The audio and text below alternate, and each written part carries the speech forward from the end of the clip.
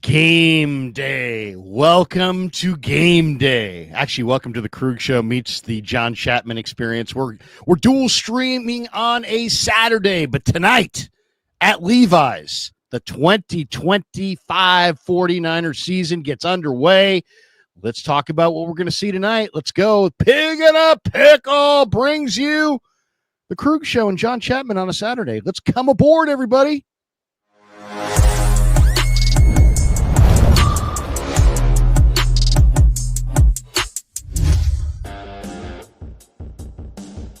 Off and running on a Saturday. Hope everybody's having a great one.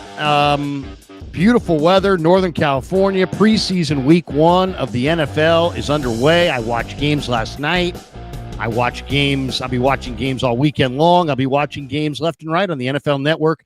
It is Saturday, August the 9th, 9:15 out here on the West Coast. 15 minutes afternoon back east. Welcome to the Pig and a Pickle Krueger Show. If you're watching live on YouTube, do us a favor, hit that like button, hit subscribe, make sure you hit the notification bell so you never have to miss a minute of me or John Chapman. Hit like and subscribe on both channels. We're dual streaming today. And remember, once the live stream wraps, you can catch the full replay anywhere that you get your podcast, Spotify, Apple Podcasts, wherever your favorite platform is. You search the Krueger Show and you'll find us on our end. And thanks to Pig and a Pickle for being the title sponsor of the Krueger Show. Check them out. They're in Emeryville. They're in Corte Madera, open 7 days a week. We're also brought to you by Claw-Daddy Arcades. They're a great sponsor, and they're a great follow on Instagram, at Claw_Daddy_Arcades to find a location near you. They're in Capitola Mall and Visalia Mall starting later this summer. And then we'll tell you a little bit later on about Sharp Corner, sports cards, and collectibles. But thanks for being here. And, John, if you have anybody you want to shout out, I know John does a lot of people travel with John and they have the whole 49er Rush podcast hits the road and is doing some amazing things. And I know, there's a way if people want to travel that they can do it, John. So tell them how they do it. Yeah, if you want to be a part of the 49ers community on the road, 49ers Rush Road Trip, we go to every single away game except for the Rams because that's not really an away game. The Niners, that's a home stadium, SoFi. So all you got to do is go to tickpick.com, search 49ers Rush, and it pulls up every single event. We throw a party the day before every single home game from 2 to 6 p.m., and then we throw an all-inclusive premium tailgate with unlimited drinks, food, premium cocktails. Kids are free to every event we will ever do. And if you want to come hang out with the Seattle Week 1, Frank Gore's going to be there to say what's up. You can do a little meet and greet and autograph session and all that kind of stuff. But yeah, tickpick.com and just search 49ers Rush. You'll see every single one of our events. We'll be in Saints. We'll be at the Giants game. We'll be at every single road game all season long, day before and all that stuff. So come party with us. It's going to be a good time, man. There you go. And I just put that graphic up. You can check it out. Niners in Seattle. They invade Seattle with Frank Gore. Saturday, September 6th, 2 to 6 p.m. with Frank Gore. Party with the faithful. A lot of great stuff. Once again, John said TickPick app. Type in 49er Rush, and you can get tickets right there. And there are still tickets available, right, John, for this one? Gotcha. Yes, sir. It will sell out. But right now, there are still tickets available, thankfully. So you got about a month. We'll see. Whenever we hit capacity, then we'll have to close it off, sadly, which is like my least favorite thing to do. Business-wise, it's a good thing. But I hate saying, sorry, you should have waited. But yeah, come out and party with us, guys. Well, I'm fired up for tonight. I know it's preseason game number 1, and a lot of people will be like, oh, come on, man, you're way too into the preseason. Well, this is what we do, man. We cover the Niners year round, and we talk a lot of Niners on days when there are no games. So it's great to talk Niners on days when there are games. And, of course, I'll have a busy day today. John and I will be streaming. Then I'm going to be producing a video, probably a little preview video. Then I'll be off to the game. I'll be on the KMBR pregame show, which starts at 2:30 on 107.7 on the FM dial and 8:10 a.m. on the AM dial, because Giants baseball is still going on 680. So you can catch the 8:10 on the AM, 107.7 on the FM dial. Bob Fitzgerald, Keena Turner, Dennis Brown on the call tonight. And then on the TV side, Tim Ryan, Guy Haberman sitting in for the great Greg Papa, who I texted with yesterday and wished him well. And we just expressed love for one another. And Greg's going to be making it back. And I'm just really excited about him coming the day that we see him back in the booth.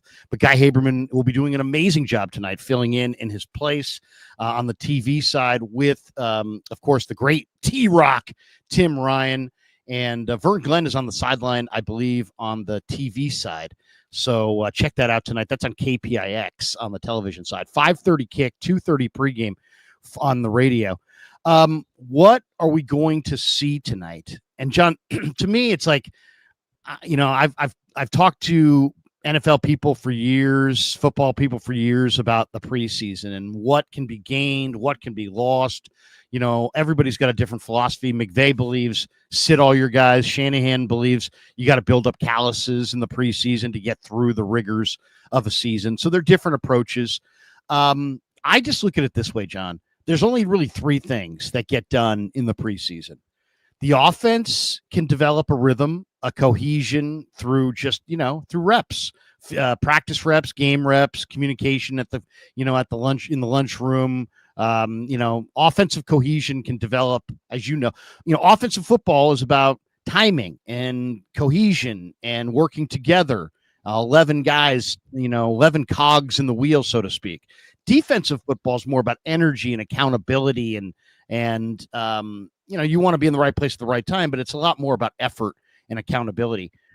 So to me, in the preseason, what the three things happen. You build offensive cohesion, that's one. But then the other two things are, one is you lose guys to injury for the season. That impacts your season. And then also you discover gems, guys that you didn't think you could bank on, that suddenly you're like, whoa, we got something new here. This is a new wrinkle. We can bank on these guys. And I think tonight, I'm hoping is going to be a lot about discovering gems and not a lot about losing guys to injury. Yeah, and there's so much about the way in which you practice is usually the way in which you play.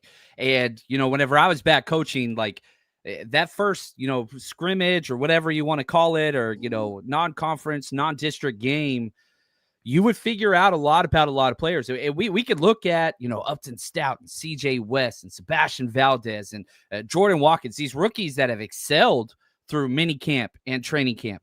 But now you got to do the next level. And not everybody, there is a Ronnie Bells of the world who were so great in training camp. And then for some reason, whenever you're playing in front of fans and the lights, it's a different ball game. And you can't catch the ball anymore, and you can't execute your assignments, and you're a little too overeager and all those things. So it's all about just validating what these players have already established with what they've done through training camp, which is the most important. And whenever you can validate, like, look, these guys that have been players are reliable, and they have now checked off the next box to perform for the regular season, that's huge. And reps are everything, especially for rookies. And the 49ers are relying on rookies more than ever before in the Shanahan era, Larry. So this, for those of you that are saying like, it's preseason, who cares? I'm telling you right now, these rookies have to take their lumps now so that you're not taking them in October. So if there was ever a time where preseason, quote unquote, matters, it's 2025 for the 49ers. You got 11 rookies. You got 6 undrafted free agents, all of which should be playing except if they're held out for, injury status, which there are some of those. But this is paramount, Larry.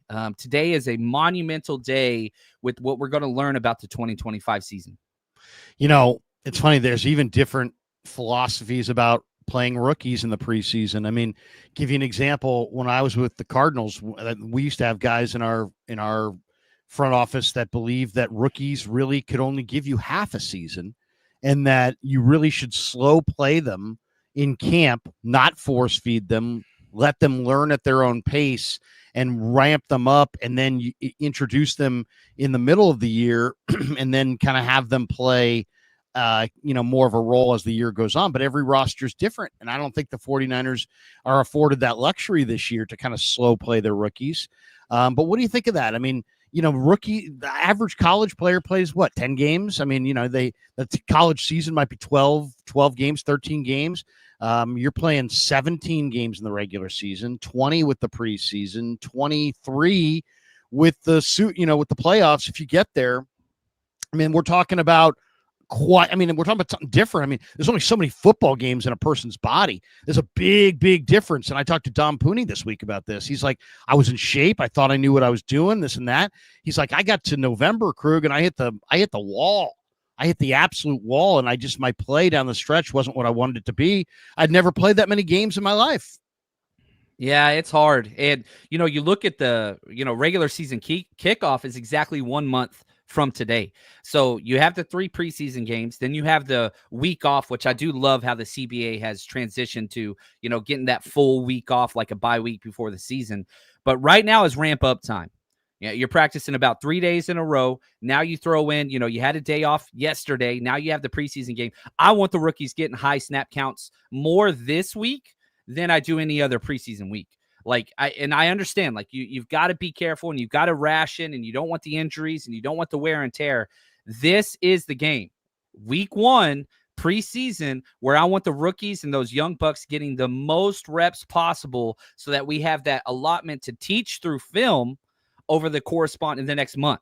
So this is the week. If I was, allocating snaps, I want my rookies getting the most snaps this week. I want to taper it back a little bit next week. And then, that third preseason, that's where the 3s and 4s, the guys that are fighting for roster spots, most of which won't make the 53, I'm going to lean on them very heavily week 3. But as far as rookies go, I'm telling every single rookie, every single undrafted free agent, you better drink your Gatorade, boys. It's going to be going down today, and you're going to be playing a lot more than you expect.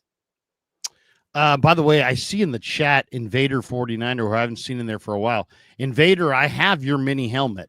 I have your mini Niner helmet. I purchased it. It's in the house. I've had it in there for a while. I don't have Invader 49er's contact info. So Invader, if you could either somehow drop it to me here, or if you can DM me on social media, I will get that in the mail to you in the next day or two. I lost the Willie. This is the Willie Lampkin bet. I said Willie Lampkin would be drafted. Invader said no, he will not be drafted. He was not drafted. And I bought him this helmet. I wanted. We were talking about real helmets, and he said, "Hey, how about a mini helmet?" Anyway, so I got the mini helmet, but then all of a sudden, by the time I got it, I lost. And I think Invader might have sent me an email somewhere. But I typed into my email search Invader 49er. I didn't see your name. So the funny thing is, I own a T-shirt too. Invader wins everything. Does he? That's awesome. I'll email you, Invader. I'll take care of that, man. All right, that's all on me. We will get your stuff to you, Invader. 100%. All right, the big question of the day is a question that I asked Brock Purdy, which is, how much do you want to play yourself in the preseason? Here's what he had to say. This is kind of interesting. How many series would you like to play in the preseason, or do you need to play to be ready for week 1? I haven't talked to Kyle or anything about that yet in regard to the first game. But I always love getting a couple series in and stuff within, with the 3 preseason games that we get. So not sure what that looks like, but I always love getting it just to get the feel for warming up for a game, how it feels, dropping back 11 on 11 in the stadium with the shot clock, just working all the things and getting ready for game 1.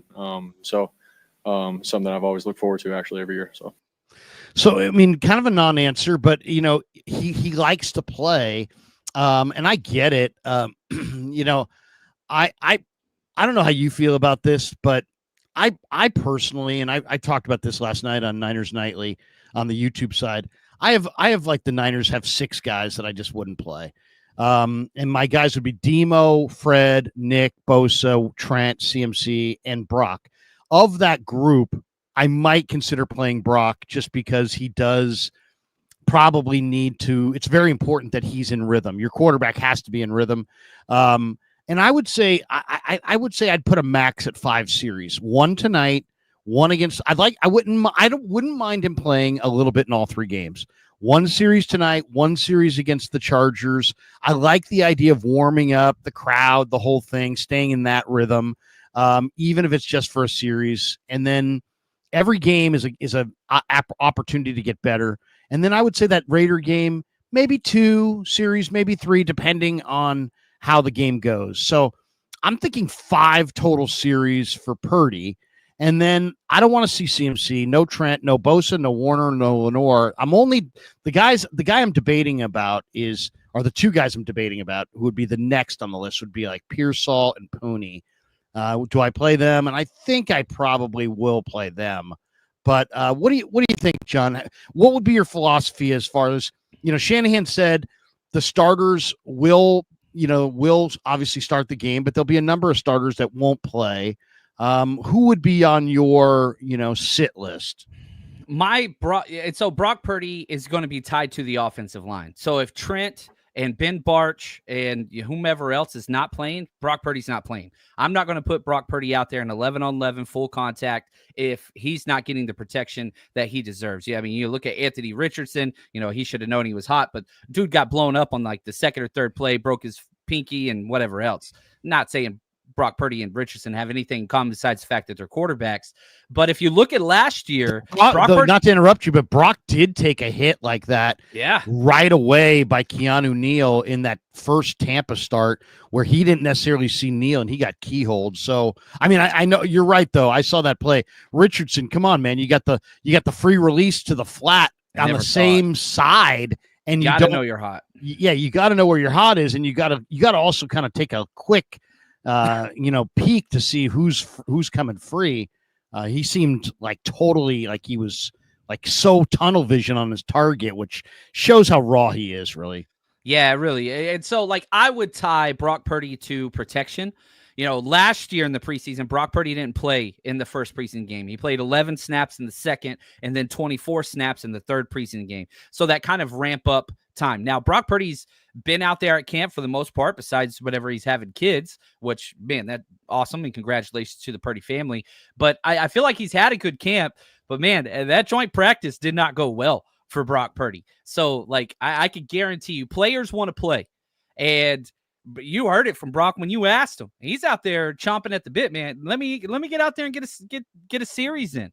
But if Trent's not playing and if Barch isn't playing, which we don't know yet, but if those two guys ain't going, I'm not playing Purdy this week, period. I want those guys out there. And if they're not, I'm okay with the Spencer Burford at left tackle if all other four starting offensive linemen are going to play and if Kittle's going to play and whatever else. But with the wide receiver situation the way that it is right now, and man, are you going to wrap Ricky Pearsall bubble wrap or are you going to let him go? That depends if I'm playing Purdy at all.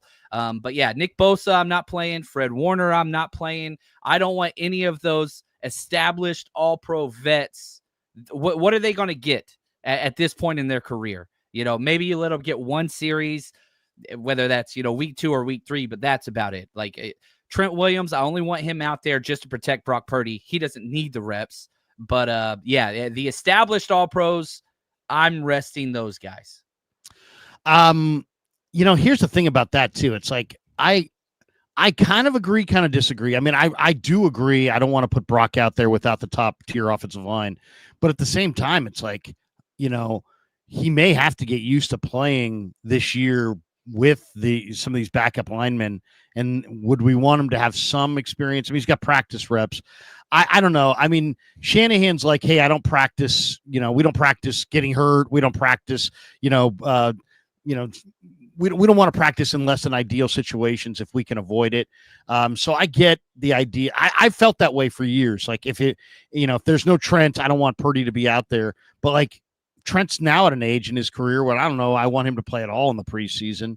And yet I do want Purdy to play in the preseason. So I'm kind of a little bit torn there. I hear what you're saying, but that kind of leads us into my next question to you, which is 49ers 2025. Drop this one. He goes, he's got this one. He said, we need to bring in more offensive tackles.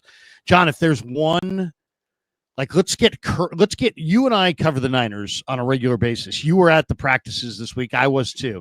Let's get really, really, really current. Okay. Based on what we've seen recently, like Thursday, that's the latest that we've seen. Based on what you've seen, do you have any new takes on the 49ers that just came up Thursday? Something that you just kind of realized Thursday, or it really hammered home this week? Because for me, 49ers 2025 here is hammering on it. I'm much more concerned today than I was in June or even at the beginning of this camp about offensive tackle. I feel like the Niners have a monumental problem on their hands. Trent Williams is Trent. He's awesome. He's still great. Colt McKivitz is a little stronger in the upper body, and he's geared to making the Pro Bowl, and I think he's going to have a good year. He's stonewalled, Mikael Williams consistently in the one-on-ones. But after that, Burford is false starting in practice, just desperate to get out there on the speed rushers. He's not quick enough footed to play tackle in the NFL. I absolutely feel like I know that. Like, if they try to put him at tackle, Purdy's going to get killed. He's going to whiff. He's going to false start. I'm going to set the over-under. They are not calling his false starts. Now, and I haven't heard anybody even say it to him. Now, maybe they are in the meetings, but he is false starting at least 3 or 4 times. And I'm going to put the over-under on Spencer Burford false starts in the preseason at 2.5, and I'm going over. Ooh. I think this guy, he knows he doesn't have the quick enough feet. He's trying desperately to save his career and fit in as a tackle. He's playing as the number 2 left tackle to Trent Williams. I kind of felt like the Niners O-line just got abused by Denver's D-line in the beginning of that practice. And I'm really concerned. I was all in on Austin Pleasance in May, and that's why if I next OTAs, if I get hot to trot on anybody, just slap me. Just be like, do not do that, because I break my own rule because I put no credence into OTAs, and I do it for a reason, because it doesn't mean anything. Because Austin Pleasance looked amazing, and he's also can't handle speed rush, can't handle bull rushers. He got waltzed into the quarterback by Jalen Allen the other day, he outweighs by 100 pounds. He's not quick enough. He's not strong enough. He's not fast enough. They're not good enough. Burford's not the answer. Pleasance isn't the answer. Maybe Isaiah Prince is the answer. Maybe Andre Dillard, who hopefully gets back soon. I don't know if he'll play tonight. Somebody asked in the chat if he's going to play tonight. I don't know. I don't think so. And that's my new concern is I think tackle could be a 5-alarm fire. They should have paid DJ Humphries the freaking money that he wanted. They didn't. And, save a nickel, now you don't have a swing tackle, and I don't think these guys can do it. I think they're going to have to go find somebody either in a trade or off the waiver wire, and they're going to learn this the hard way because they are all in on these guys, and I'm pretty convinced they can't do it. It's problematic. And, Spencer Burford's trying. He is not even taking any snaps at guard. He's left tackle only. Austin Pleasant's right tackle only. Both of them slow foot speed. Now, the one thing that if, I had to speak for Shanahan or John Lynch is Andre Dillard's one of the most athletic, quick-footed linemen to come out of the draft in years. He was a first-round pick. He has not lived up to the hype, but the athleticism and foot speed, he has that in spades. I still remember his combine drill being one of the most quick-footed tackles coming out of the draft in the past decade, but subpar performance. So if Spencer Burford and Austin Pleasance prove, tonight that they can't handle that speed rush out there on the edge, you've got Andre Dillard, and that's pretty much it. You look at, there's a couple of guys still out there on, that you can get, but you're not going to get anything special. And this is the issue. You let Jalen Moore go, which I think was really smart. You shouldn't have paid him $15 million, but you brought in almost nothing. And you had DJ that you talked about, Humphries, but you didn't want to pay him. And so, you get what you pay for. And that's kind of now, hopefully, Spencer Burford goes out there and proves he can do it tonight, and Austin Pleasance does as well. But, I think that the call is coming from inside the house on where help is coming from, and that's Andre Dillard, who I do not expect to play as a practice. I don't think he's going to be out there today, but next week, maybe, and then you're picking at straws. Now, the good news is you have your left and right tackle that you are comfortable with in Colton McKivitz and Trent Williams, but we know Trent Williams is going to miss time. At this age, he's going to miss time. So you're going to have a left tackle backup for 3 to 4 games. We're going to find out real quick. I do not envy Mac Jones and what he's going to be going through tonight. That Denver front is fierce, to say the least. And we saw it Thursday. Like, if they don't get things fixed up front, it doesn't matter what quarterback's back there. They're going to be feeling some pain. So hopefully you run the ball a lot. You put them in good situations. You do a lot of play action. Don't do a bunch of 5-step drops with, no help, no tight end to the left side. I'm a little worried about that. Mac Jones, man, wear your rib protector today, buddy. What do you think of Tony Meredith here? Dillard can't run block. What do you think? That's why he hasn't panned out, and that's why the Eagles moved on from him. That's why he's kind of turned into a journeyman. But like, he was, this is a Mike Leach offensive tackle. He never learned how to run block in college. All he did was pass sets. You know what I mean? And that kind of air raid RPO, whatever. Yeah. So like, R.I.P. Mike Leach, one of my favorite humans in the history of mankind. But like, that's who he was. And so the 49ers have a couple guys like Nick Sakel fits into this mold as well, where he's just very good pass protection, not a great run blocker. Andre Dillard, he's kind of that as well. But when you're looking at backup offensive linemen, you don't get complete packages unless you pay.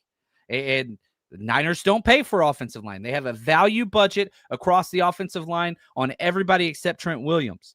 And that's why you let guys like Banks go. You let guys like Jalen Moore go. And I think both those were the correct moves. But who'd you replace them with? One of the cheapest offensive linemen in the NFL and freaking Andre Dillard. Like, you didn't pay for premium. You're not going to get premium.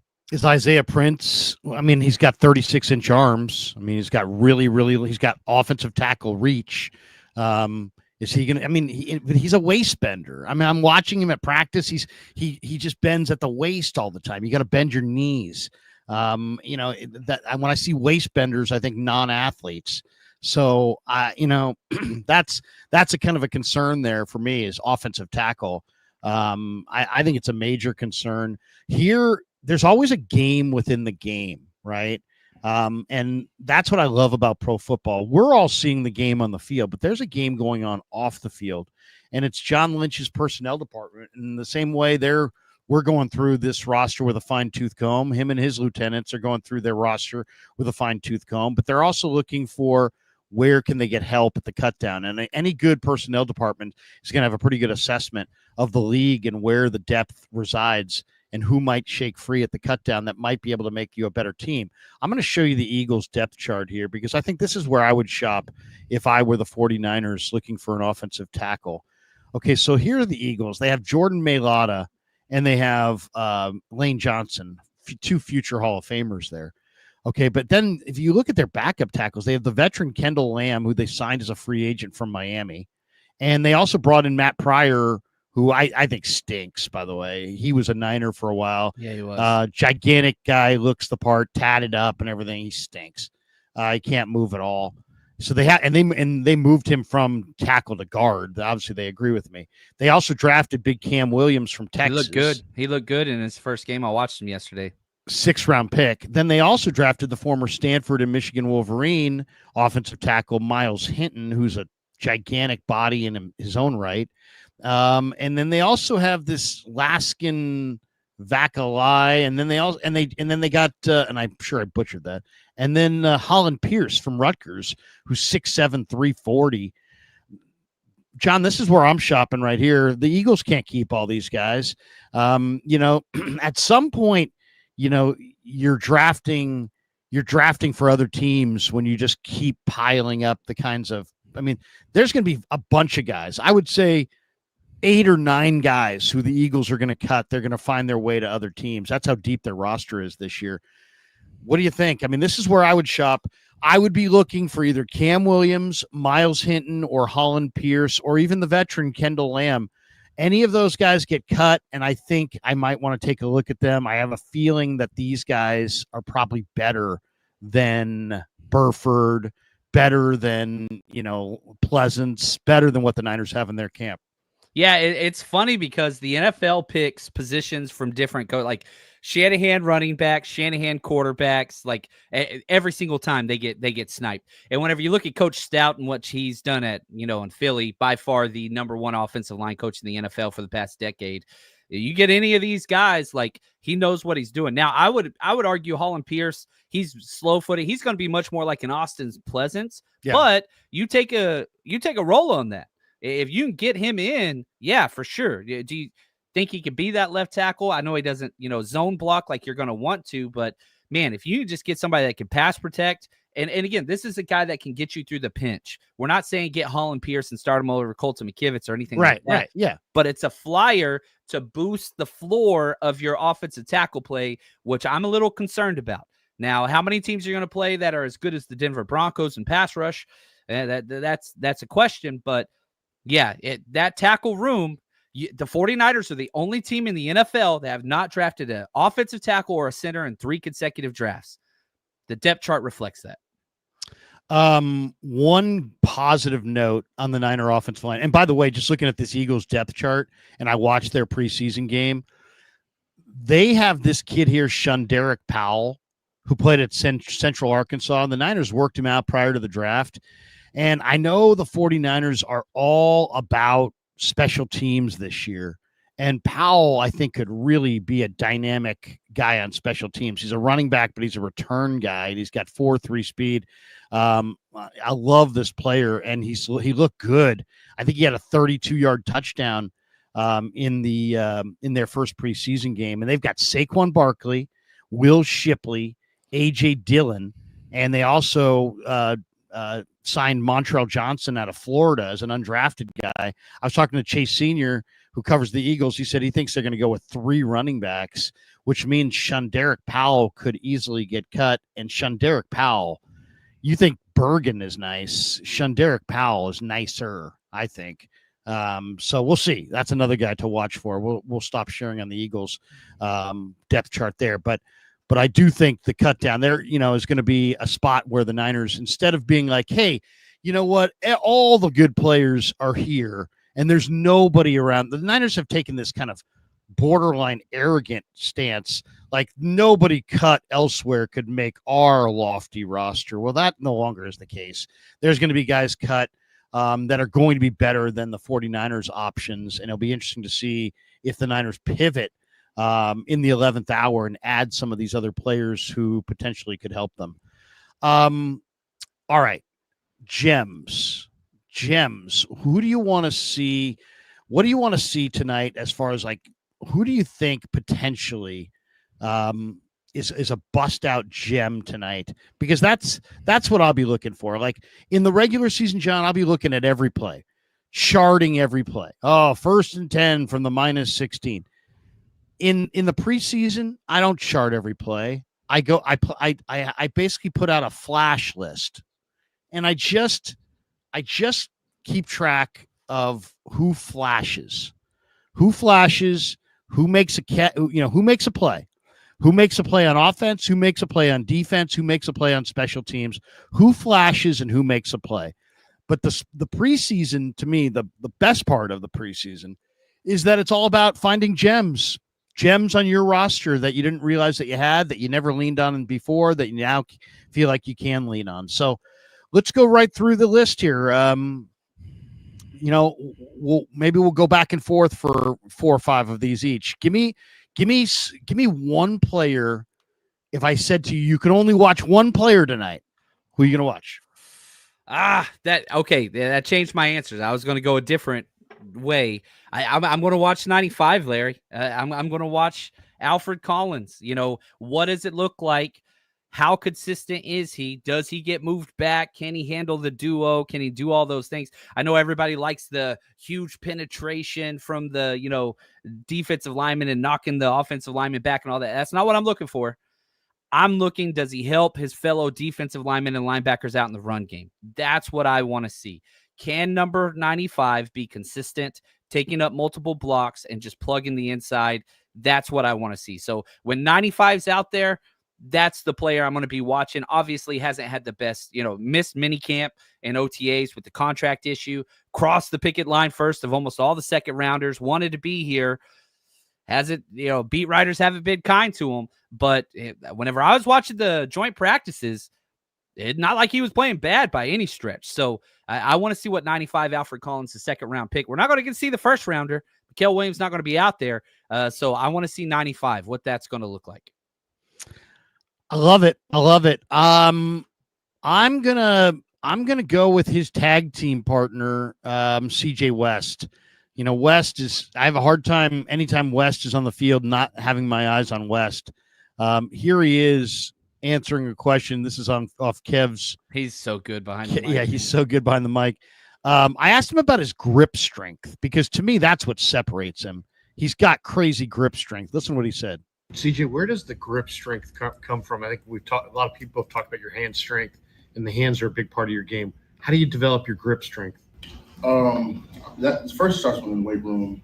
Whenever, and especially when we're in practice, anytime I'm striking a bag or striking a pad or striking anybody, like I'm just grabbing something, because if I got cloth and I can be able to control a guy with some of their cloth and some of their jersey, like I'm gonna have a pretty good advantage. So that's kind of how I go about that. Just I'm always trying to grab something.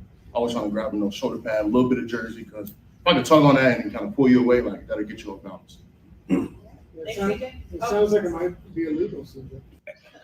No, not if they call it. If they don't call it. Dude's awesome, man. He's so great. He is great, dude. I mean, if you could clone this guy, you would. I mean, he is phenomenal. You mentioned Collins. Back to Collins for just a second. You were at the joint practice, right? Yes, sir. I thought that was his. I was expecting him to struggle. Why? Because he's gotten wired in some of the one-on-ones to the O linemen. But you know what I love about Alfred? He's clearly young, but he's clearly improving. Like he's really listening to Chris. He's really watching the other guys. He's learning from them. That he's coming out of his stance. He's bull rushing the guy. He's waltzing the guy back on just pure power, right? So he's getting what they call the knockback, but then he's getting wired, and you're hearing Chris Kasarik at the top of his lungs yelling, "Keep going, keep going, keep going, don't stop, keep going." And then now in the last couple days, and in this practice Thursday, he's bull rushing, and then he's throwing a guy away, and he's pulling the guy back, and he's starting to use some of that grip strength that CJ so much uses, that this guy needs to use. And you can see he's getting better. He's not a pure speed pass rusher. He's 6'6", 330 for crying out loud, but he's improving as a rusher. And I thought his best practice was against the Broncos. Yeah, I agree. And, you go back to his college tape at Texas, stack and shed was his number one move, where you completely power clean the offensive lineman, you get him rock back on his heels, and then you discard him. You pull him down against, counterweight. Like you've seen him do that. So the fact that he's putting that into play, remember, this was a two-gapper in college. It's a completely different scheme, completely different system, completely different foot technique, completely different hand technique. Now you're starting to incorporate all of that together. I'm telling you, it might be a slow start, but 95 is going to be a contributing member to this 49ers defense, and it's going to be so important to stop in the run, which was the number one focus of Robert Saleh returning to the 49ers. We're stopping the run. Mikael Williams, stop the run. Nick Martin, stop the run. Upton Stout, stop the run. That is what is going to allow this defense to have success, forcing third and long. So it's not going to be about sacks. It's not going to be about tackle for losses. It's going to be about team gap control run defense, and Alfred Collins helps with that. All right. There were some big moves this week, or a series of moves, and this was basically, I mean, we could list them all, but we won't. We'll just share the screen on this one tweet. This was Mayoko tweeted this earlier in the week. The Niners cut Greg Joseph, Trey Avery, Isaiah Nayer, Tanner Mordecai, Mason Pline. They've since re-signed Mordecai. I asked Shanahan that day, I'm like, why Carter Bradley over Mordecai? And he's like, we might sign Mordecai back. And sure enough, they did. He's like, we needed the roster spot because of all the injuries we've had at the D-line. And so they cut Mordecai. But now Mordecai's back. Pline went to the Saints. Nayer went to the Packers. Avery went to the Patriots. Joseph is probably sitting in a Santa Clara Hyatt waiting for Jake Moody to miss tonight. They also signed Bradley and I. the former New York Jet, Bruce Hector, former New York Jet, Jalen Mahoney, their safety draft pick from Vandy last year, Fabian Moreau, who missed the joint practice yesterday with some injury, and then Isaiah Prince. Did you have a thought on, this was like this all was announced just minutes before they hit the practice field the other day. Not on Thursday, but I think on Wednesday or Tuesday or Wednesday. What did you think? Did you have any thoughts on this, these 10 guys moving around? Yeah, I think it's impressive that 4 out of 5 of the guys you let go are on teams now. That's pretty impressive during this 90-man spurt that the NFL's in. That is uncommon. 4 out of 5 guys are on rosters already. Some of them, you brought back Tanner Mordecai, which I think speaks a lot that Brock Purdy probably not going to play. You have 5 quarterbacks on your roster right now. Brock Purdy probably not going to take snaps today. But Bradley and I, by far, his very first practice, he was in the backfield 3 out of 4 plays in a row. I thought that he was great. And I think we're going to see a lot of the safety, Taylor Hawkins, who you brought back. The Niners love that dude. He is a practice stud. He's won practice squad player of the week multiple times. They love him. It's just his ceiling is low. His floor is high. So we'll see. I was really big on Fabian Moreau coming out of the draft. And so I want to see how he's going to play. Haven't really noticed too much of him in the practices I've been at, but he's going to get some snaps because corner room is light. It is super light. So we'll have to see some of these guys play. They're going to get some snaps. They're going to be able to put out their kind of tryout tape. I don't think any are going to make the 53-man, but they're going to get their shot. You mentioned Bradley and it's funny. I saw Brad Graham was he tweeted out, Bradley and has gotten to the quarterback a bunch. Here's Saleh. I asked him about Anai because he knows him. I like him. I think the Niners got something here. I think the Niners got something in Sebastian Valdez and Bradley Anai. They're 2 guys that I will definitely be watching for tonight. Here's Saleh on Anai. Robert, what do you like about Bradley Anai? He was really good at Utah, and he really killed it in the the UFL. I know you had him with the Jets. Yeah. What do you think of Anai? Bradley, he came to us at the Jets from Dallas as a practice squad guy, gave us an op to work with him. We were all really excited to work with him. We thought that he had a legit chance to make a really good roster on D-line in New York, and he tore his ACL during OTAs, and which set him back. Proud of him. He found his way. He had a really successful season. So he's here. He's a good player. I'm not going to say who I compare him to, but he's a very smart, effective player. He's got great versatility. So it's a great opportunity for him. Hope he takes advantage. Who does Robert Saleh compare Bradley Anai to? I got to get that answer because it's a good player. He doesn't want to say it. He doesn't want to say it not because the guy it's some stumble bum. He doesn't want to say it because the guy who he's comparing him to is probably pretty damn good, and he doesn't want to put any pressure on Anai. But Anai, this is you're a football coach, John. You could speak to this. Speed off the edge means a lot. This guy doesn't have it. Some guy. Nolan Smith, heck, Robert Beal ran 4.48 coming off the edge. Robert Beal doesn't sack the quarterback. Robert Beal doesn't touch quarterbacks. Robert Beal doesn't really affect games. This guy runs 4.9. He's like an offensive tackle speed. He's like you could test his speed with a sundial, but he's got hand usage. And John, it's amazing to watch him in one-on-ones. He jumps the tackle, and then he gets his hands to the tackle's inside shoulder, and somehow in this one jump, he's figured out a way to kind of jump and get leverage and dip the shoulder and get to the quarterback and flatten to the QB. It's like he gets by tackles without foot speed. I don't know if he can do it in the NFL. He has been dominant in this UFL. And he was a Morris Trophy winner in the Pac-12, which is a very prestigious award. I'm a big believer in Bradley Anai's pass rush knack. What do you see? I thought, okay, here's what I do whenever the Niners sign somebody is I look up height, weight, speed, whatever else from players that they have coached, all right, in the past. And you look at Bradley and he's 6'3", 260, 265. You see some different height, weights, whatever out there. You start cross-referencing Robert Saleh coach players that are 6'3", 265, 270. You come across the Seattle stint whenever he was there with that amazing defense. Michael Bennett fits it to a T. And I'm not saying that's who he was going to say, but Michael Bennett was on my short list of players. Amazing hand usage, all that kind of stuff. Not fast at all. That would be my guess. But then you start watching Bradley and I don't think that he's going to be making the 53. I think he could be elevated if Sam O doesn't go or if Mikael Williams is out for extended period of time. I think he could be that strong side buck style defensive end that is stout with pass rush upside. And so, like, the 49ers have had success with guys like this. Talking about Sam O, guys that have bounced around on other teams' practice squads. You bring them over, and it's like, hey, look at this. It kind of works out. It's a system fit. So the 49ers put a premium on players that are good with their hands on that defensive line, and that has shown. That has already shown with Bradley and So you're going to see him a lot of snaps. He's going to get a chance to prove himself tonight. Tonight, we will see a lot of them.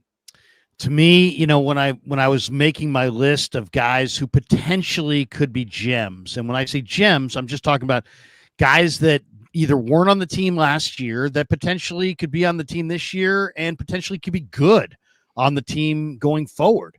I got a pretty long list here. This is my quick list: Mac Jones, Carter Bradley, Corey Kiner, Jordan Watkins, Jacob Cowing, who won't play tonight, Connor Colby, Drew Moss, Marquise Siegel, Jacob Robinson, Stone Blanton, Junior Bergen, Upton Stout, who John Lynch, by the way, compared to Rondé Barber, Hall of Fame corner. That's an incredible comp. CJ West, Nick Martin, Alfred Collins, Sebastian Valdez, Bradley Anai, Derek Canteen, Tatum Bethune. Oof. That's a lot of young players to keep your eye on in a preseason game, but that's where the Niner roster is at right now. And a lot of people would look at that and be like, man, that you're right. That, there's a lot of young players here and it could be a long year. I look at it like if the Niner coaching staff is worth its weight if they're really a good coaching staff, as ESPN says, the Niners have the third best coaching staff in the league behind Kansas City and Minnesota. If they're right, then there's a lot of great young talent here that just needs to be polished and coached up. I'm very, very excited for this season. I think the 49ers are going to be one of the fun teams to watch as this season goes on. I think they're going to get better and better and better. They got a lot of young talent. Of that list, give me another gem or two that you're looking for tonight.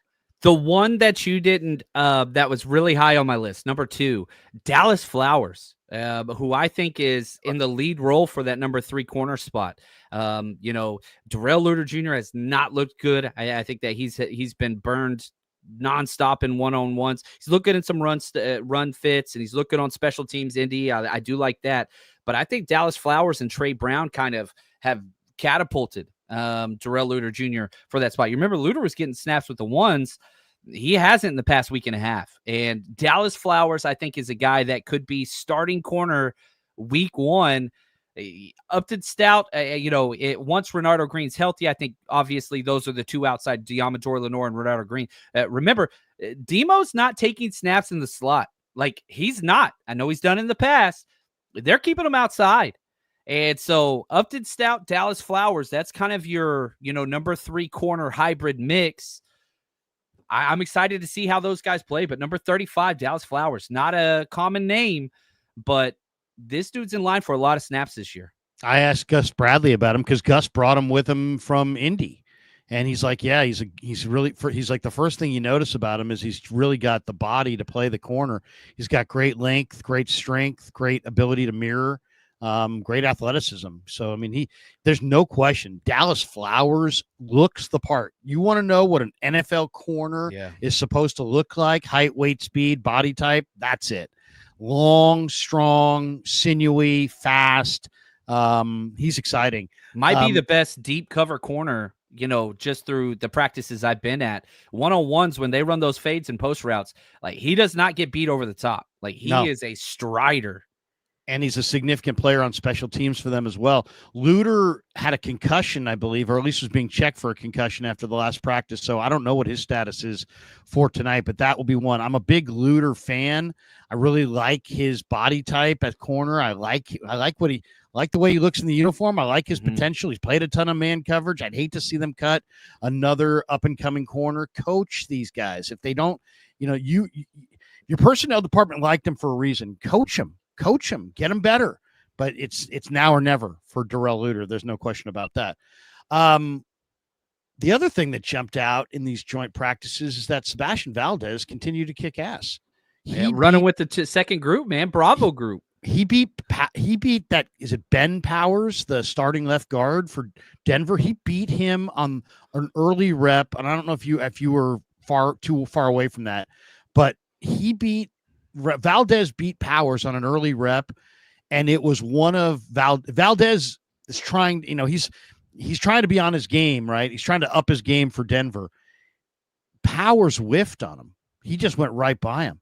And the thing that's so intriguing about Valdez, and I've had people say, Krug, you've gotten excited about, Spencer Wagee and other guys in the past. Why, tell me why Valdez is not Spencer Wagee. And I'm like, well, everybody's different. There's no, I like Spencer Wagee because I thought he had that country strength. But bottom line is you have to play the game in the NFL on your feet.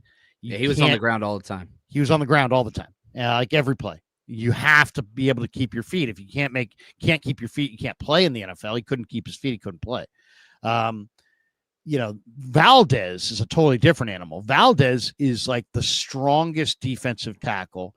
His only real downside is he's got short limbs, but he's very, very strong. So he can bull rush you right into the lap of the quarterback. He also has great hand usage. And he's got an ability to use his hands and create some initial contact and then pick a side and get on an edge.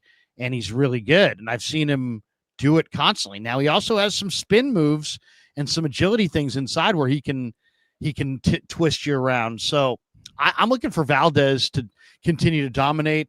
I'm pretty convinced by now. I mean, they'll be, it's funny, John, there's a lot of people that watch Niner football every week that never watch a down of college football. Don't watch the combine, don't watch the draft, don't watch any football. So in a way, there are guys who are like, when they play in the preseason in the NFL, it's almost like they're hatched out of an egg and they're born for the first time, because there are people that will be noticing guys tonight that college football fans have been talking about for a while. But Valdez is one of them. Right now, Niner fans don't know him.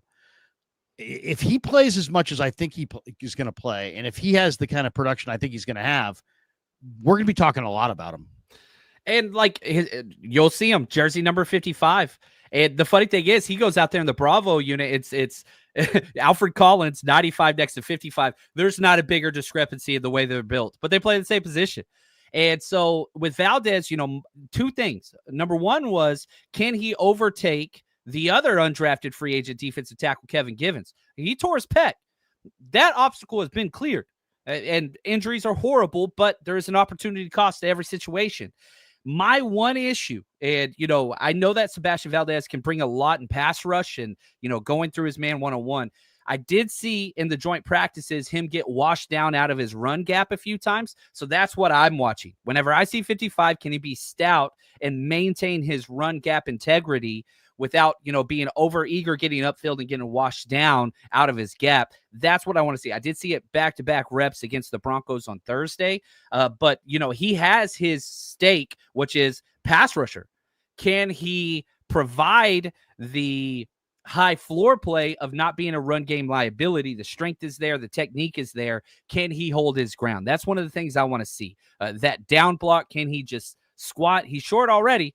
Anchor and just stay in that gap. That's what I want to see. But I'm a big fan of 55. And, the defensive tackle room has lost almost all of their veteran leadership. Jordan Elliott's now hurt. Kevin Givens is hurt.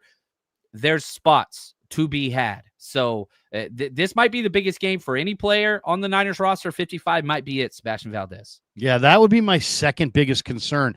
Despite how much I love Collins, despite how much I love West, despite how enamored I am with Sebastian Valdez, the lack of depth on the defensive tackle spot, they're going to have to go outside the organization and find a defensive tackle that can contribute here, because they really are too shy. The pec injury for Givens is a recurrence of a pec injury. That's a terrible injury for a defensive tackle. I would say you can't bank on him. You got Evan Anderson, who I really like, but he's got a bone bruise. And then you've got Jordan Elliott, who's always been kind of a guy who plays just in a rotation off the bench, and he is the first defensive tackle in all the drills, and he's not up for that. I mean, I think he's a decent talent, but he's not up to be the lead defensive tackle on anybody's defensive line. So they're going to have to grow up their young guys fast. But I'll say this. I think their best NASCAR package, their best third down grouping that I've seen. If tomorrow were Super Bowl Sunday and the Niners had to play the Chiefs, let's say, and now it's like, who are we going to rush Mahomes with, to try to speed him up on key third downs? I would have Bryce Huff, Nick Bosa, Mikael Williams, Sebastian Valdez. Ooh. That would be my four-man front right there. Man, however they're going to do it, when Eter Gross-Matos comes back, he's going to be a part of that. Mikael Williams going to be a part of that. Like, they've got guys that could do that. But, yeah, you want that. When Robert Saleh was with the Jets, he kept one defensive tackle out there, and that was Quinnen Williams. The other three were all defensive ends. And so, he likes to keep that one defensive tackle. Why not Sebastian Valdez? Just let him do that one thing. And so, it's funny because I've had coaches that have the mindset of, well, tell me what a player can do. And then I've had coaches like, well, tell me what he can't do. And the one thing we know for sure about Sebastian Valdez, that dude can rush the passer. Yeah. One-on-ones, he's going to embarrass the hell out of people if you're going to leave him one-on-one. And if you got Nick Bosa and Bryce Huff and Mikael Williams, nobody's circling 55. We have to watch out for this guy. So, he's going to get those matchups in that situation. I really want to make this roster, Larry. I think you were right on from the start. Okay, Thursday, a couple last thoughts before we get out of here. Today, by the way, for those of you that there's a preseason game going on as we speak.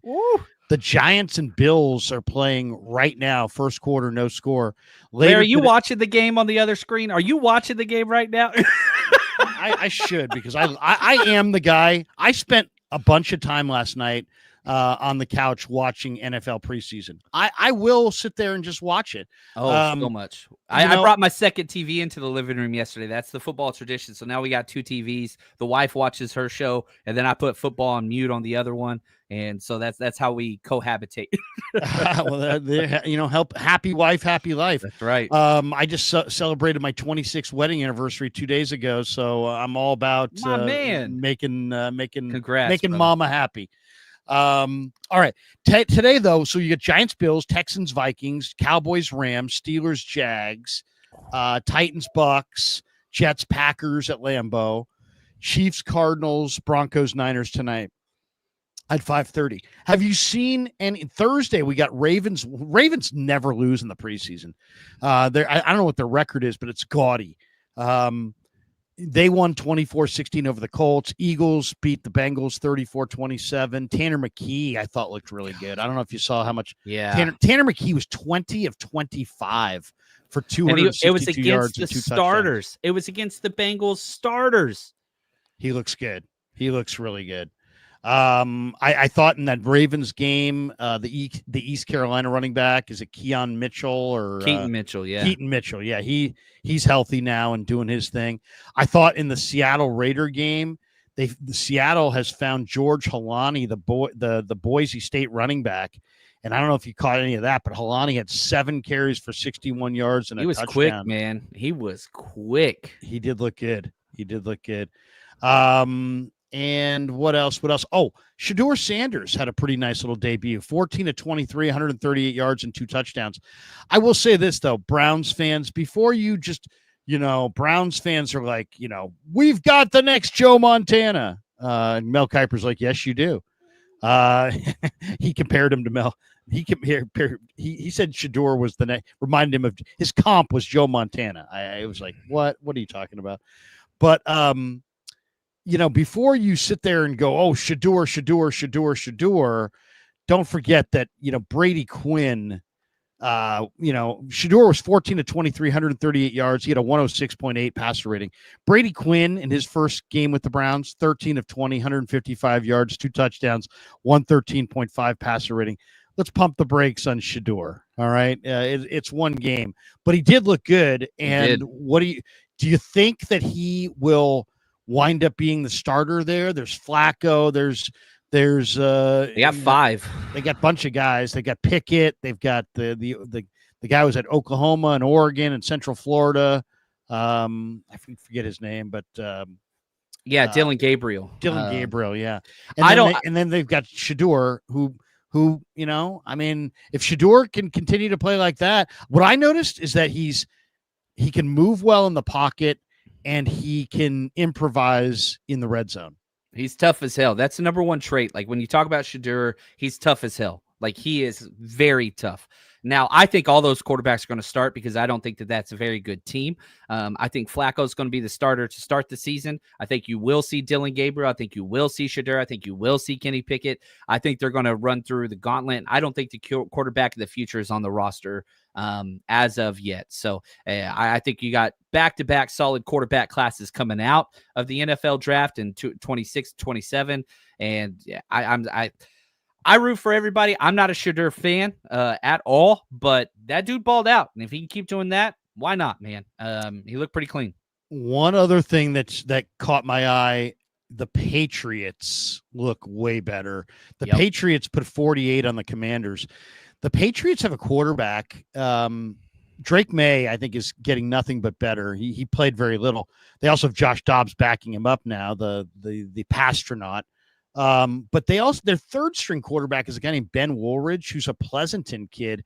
And Woolridge came off the bench and looked great. He was 9 of 12, 132 yards and a touchdown. He had a 138 rating. The UC Davis kid, Lan Larison, had a touchdown and ran for 5 yards a carry. Efton Chisholm, the third from Eastern Washington, is kind of like a little Cooper Kupp. I mean, 6 catches for 50 yards and a touchdown on 8 targets. You liked him. Yeah, I really like him. I was telling my nephew, watch out for Efton Chisholm. And then the Cal kid, Craig Woodson, led them in tackles with 5 and had a hit on the quarterback. So he was one of my favorites. He was a rush crush guy that I loved. Craig Woodson. Travion Henderson was explosive. He only touched the ball once, but it went for 18 yards. I really like New England this year under Vrabel to bounce back in a big way. I think New England is going to be one of the surprise teams in the AFC. I think they're a borderline playoff team. Yeah. I'm a big fan. I thought Josh McDaniel, that hiring of the offensive coordinator, I thought was huge. And yeah, they have a lot of quality pieces. Will Campbell looked good. Kyle Williams looked good. Like they've got youth.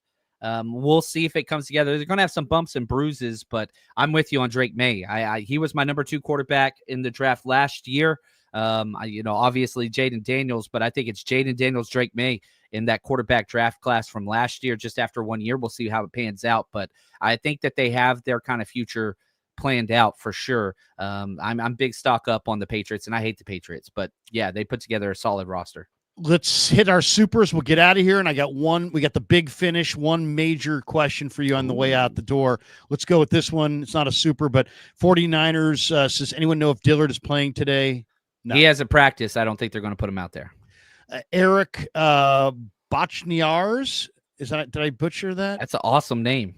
That's an awesome name. He says, John, speaking of shirts, and we spoke about this via email, you need to work with CJ West on the I Hate Quarterback shirts. Everybody will buy one. Oh, yeah, dude. I talked to him about that. The agents and all that stuff, that always makes it complicated. But I'm not the merch guy, but it's a great idea. I'm going to do that because I am the merch guy. I do have a bunch of merch on my channel. I'm going to get Kev to put out I'm thinking maybe just a gray shirt with maybe gold, the red writing or the black writing.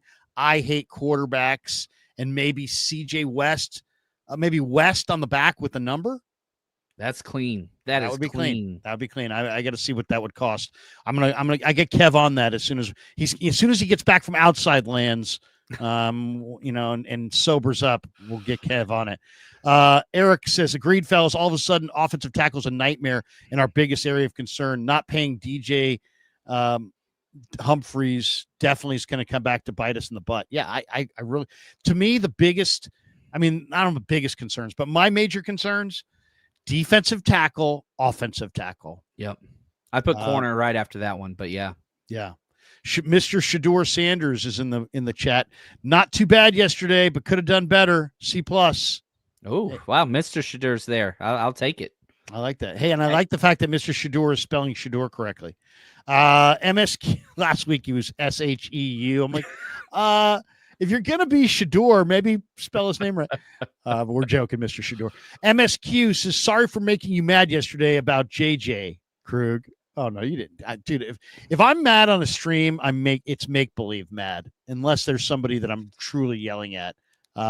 Larry hasn't yelled at me yet. I'm going to have to push some more buttons at some point. Yeah, it's like, here what it's a content create. Like, I've been doing this now this would be my third year. I think I started in 22. This is year 3 or maybe year 4. In the first year, I had some really ugly moments where I'm yelling at Vish. I'm yelling at Love Vish. Jesse. I'm yelling at, I don't know. I can't even remember who I'm yelling at. And I'm looking at those and I'm going, Jesus, I'm a jackass. It's like, what am I doing? It's like, I have a mortgage.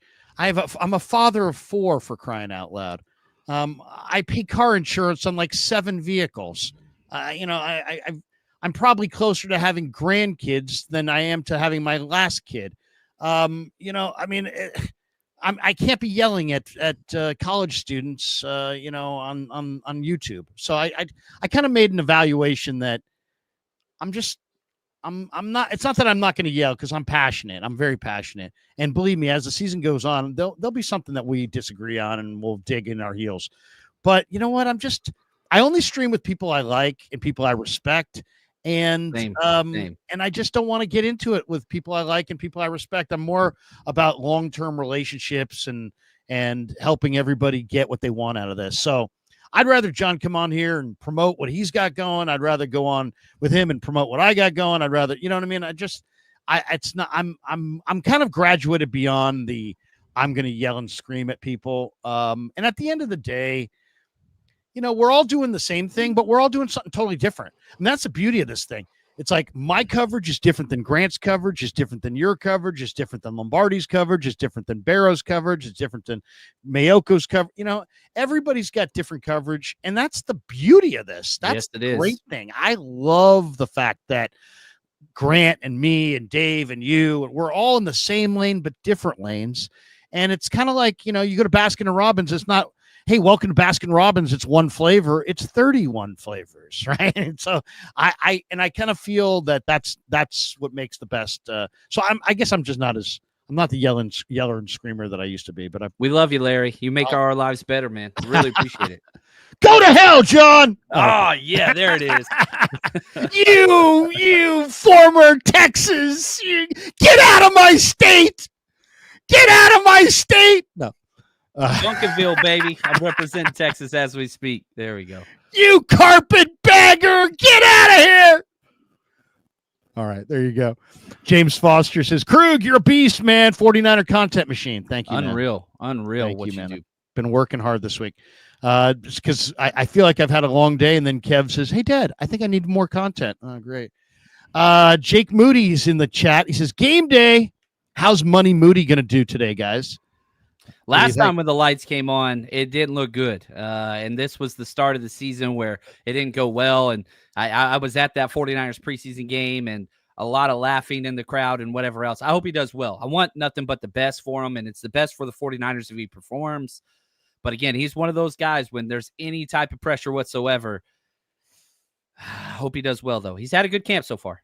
The other day, he when Joseph was cut, he goes out there to kick, and the guy who's on the DJ at camp is playing AC/DC Money Talks, And that's his nickname, Jake Money Moody. And I'm like, yeah, he's talking through his kicking. And then he made, I think, 5 of 6 or 6 of 7. All I'll say is God bless Jake Moody if he misses tonight, because there will be an awful lot of people booing. MSQ says you got to get off to a good start. I know it's just preseason, but the fans, you got to get off to a good start. MSQ says the San Francisco Giants are on a roll, 4 games behind a wild card spot, 3-game winning streak, and Drew Gilbert might be an upgrade over Yaz at right field. Thoughts? Drew Gilbert went 0 for 4 last night, but he's an athlete, and he's really, really athletic. He's going to play great defense out there, and he's the future. Yaz was old and eroding. It would be so Giants. It would be so on brand for the Giants to be given up for dead and, sink like a stone to the fact that to the point their GM has to sell off parts. And then when everybody gives them up for dead and is watching Niner training camp and nobody gives a shit anymore, all of a sudden it's like, hey, here we come down the stretch. I'm a Giants fan to the bitter end, but I want to see them play young guys down the stretch. And if they can close ground and get to the wild card by playing the young guys, great. And if not, so be it. I want to see some youth. Give me Drew Gilbert. The Drew Gilbert era is here. I want to see that other pitcher they got. What a highway robbery for Tyler Rogers. Eric says, thanks, guys, and close enough, Lair. You guys definitely need to work with these agents and get your cut as you have the audience. And yes, love the idea, Lair. Good. Make that money, Larry. Nothing makes me happier than seeing people make money, man. I love it. I got to write this down before I'm going to forget. Of course, he has a pin tucked in his shirt. That is awesome. That's the most Krueger thing ever. I love it. I mean, it's like this is the one thing that I like. I'm like Jim Harbaugh. That's my guy. You know what I mean? Like when he's got the Sharpie. I mean, Harbaugh would have a Sharpie on a string around his neck, like a whistle. Yep. So it's I hate quarterbacks, and it's CJ West. I think the shirt that he wore was I hate QBs. It was QBS, but yeah, I hate quarterbacks. Yeah, that's good. I like that. It's coming, guys. And you know what I'm going to do is I'm going to get like I'm going to do like the Barstool thing. I'm going to get the Krug Show moniker, but just in the back and the top, and then I'll just go I hate QBs in the front, and there we go. I mean, I think that's a hitter. I'll wear it on the show, and then we'll really sell them. I wore that terrible Niners shirt. I shouldn't call it terrible because Chubby sent it to me, and it's actually pretty cool. But I probably wouldn't wear that to the game, but I wore that I put that on Twitter yesterday, and I got all kinds of people. Where's the link? I need to buy it. So, hey, man. You're a model. You're a model, buddy. Exactly. I'm like George Costanza. I'm a hand model. Ben Affleck's double chin. Larry, you've mellowed out. You've mellowed out more after working with Gary. Yeah, well, Gary will make you mellow out for sure. Couple last ones. I think this might be the last one. Moody foot versus Moody head. Who wins the battle? Yeah, exactly. The guy's got a great foot. It's always between the ears. That's the concern with kickers. He's got all the talent in the world. But, man, you listen to him talk, or you see him post-game, or you see him on the sidelines, and no confidence is instilled in any of those quotes or pictures or videos. I hope he's got it figured out. Eric says, yes, I love the collab, fellas. So excited. Thank you, Eric. Appreciate you, brother. We had one that made me laugh in here. Let's see if I can find this one. Butthead. Larry'd rather be shirtless because Larry's a model. Thank you. Sexy. All right, big finish. It is time for the big finish. Maybe the most surprising thing that I've seen in camp, outside of the Sebastian Valdez's and the guys who are gems that come out of nowhere, was in joint practice Thursday, watching Mac Jones complete 13 of 16 against a defense that was harassing and haranguing Brock Purdy to the point where Brock Purdy was like 14 of 26 or something like that. But Jones was out there playing on time. He's not the biggest guy. He's not the strongest guy. He's not the fastest guy, but he is smart. He can process. He is looking like he's taking to this offense like a hand to glove. He fits perfectly. He's saying all the right things. He's doing all the right things. This guy is one of the best acquisitions. He had an absolute deep ball dime to Robbie Chosen deep down the field. Mac Jones, what do you make of Mac Jones? He's the best backup quarterback the 49ers have had in the Shanahan era, and I don't think it's close. Wow. There's been several times since I've been out at camp where I'm like, who was the quarterback? Was that Brock or Mac? Because it's operating so efficiently with the first and second team quarterback. And I think that is just such a comfort blanket that the 49ers have not had. And I have harped, and I know you have too, Larry, on how chintzy the 49ers were and cheap the 49ers were in free agency. At the quarterback position, they weren't. And they went out and got not only Mac Jones for 1 year, but a 2-year deal. And that is just such a comfort blanket knowing that you have the backup quarterback. And I go back to Charlie Casserly, the old general manager for Commanders. The most Redskins. important person on the team is the quarterback. The second most important person is the backup quarterback. Like, that's just what I hear. And so it's nice to know in a team that's been so injury riddled, not that the team would be okay without Brock, but you do have a little bit of security at that position for the first time in a long time. I haven't asked you this question, and it's probably unfair, but do you think, if I said what's the best quarterback room in football, and you may need to research it, I would say it's Niners or Eagles. I mean, think about it. What makes a great quarterback room a great quarterback room? Well, you got to have a good starter. Niners have that in Purdy. They have that in Hurts. You got to have a good backup who's, got some potential. They've got Tanner McKee, look great. Niners have Mac Jones. Mac Jones looks like a starting NFL quarterback. You got to have, some decent younger prospects. They got McCord and DTR, and the Niners have Carter Bradley, who's got a freaking hose, and Tanner Mordecai. And then preferably you got to have kind of like a long-term kind of flyer, and the Niners have that in Rourke, the Maple Missile, who, let's be honest, I mean, with a torn ACL, he led Indiana to the college football playoff and demonstrated amazing toughness.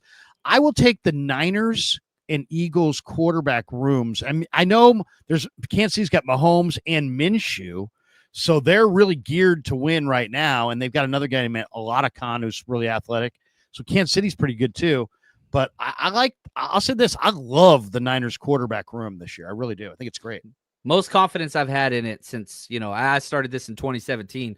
Like, it's never felt this way, where Mac Jones has been awesome throughout camp. I mean, he's been great. There's no quarterback controversy, and no matter what happens, there won't be here. But yeah, confidence is there, and it's by far one of the best, most established quarterback rooms. And I don't even like McCorkle, but the dude's been balling out. No doubt. And it's real. You think it's real? Oh, yeah, I do. I feel really good. I'm glad that it was a 2-year deal. And, there's going to be chances where when quarterback injuries happen, the 49ers are going to be one of those teams that's brought up, well, do you want to trade for Mac Jones? That's the kind of situation that you're leading into. And if he balls out in the preseason, that's only going to be magnified to where once a quarterback does go down, which it happens every part of every season, you could trade for Mac Jones. That is a tradable contract. Let's get out of here. Good stuff. Thanks to Pig and a Pickle for being the title sponsor of the Krueger Show. Thanks to Claudaddy Arcades. I mentioned I would tell you about Sharp Corners. They're our sponsor as well. Sharp Corners Sports Cards and Collectibles. They're at 205 Cypress Avenue in Pacific Grove, California, on the Monterey Peninsula.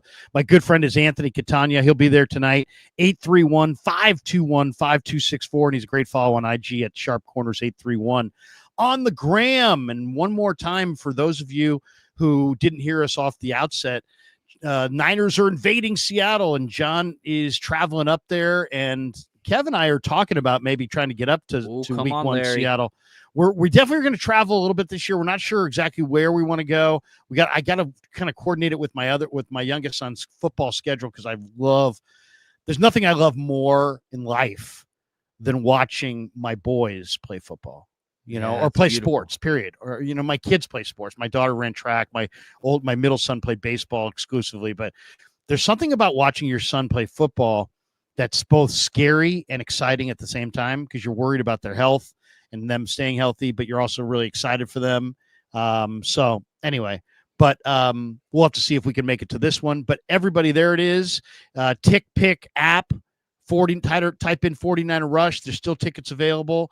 John, I'll give you the final word before we bolt for the door. Man, we have made it through the desert, ladies and gentlemen. We have 49ers football tonight. I'm so excited. I'm going to get tape, all 22 tape to break down. I cannot wait, Larry. I appreciate all that you do for the community and getting us through this rough patch. But tonight we got 49ers football, and I couldn't be more excited. Will you be doing anything in and around the game, either before, during, or after, that you want to promote? I'm going to be going live right after the game and just doing my initial kind of, thoughts and whatever else. I'll have about 15-page notes written up and all that kind of stuff. So I'll go through it like I did whatever, coaching wise, my first run through the film, some things that I saw. So right after the game, we'll be live on our channel. But I know, Larry, everybody make sure you check out, he'll be live pretty much the whole damn time, which I freaking love. And so, yeah, you're going to have content, ladies and gentlemen. Yep, no question. It's on, as John said. For John, I'm Larry. Have a great Saturday. Go Niners! Yeah, never met a man I've been scared of.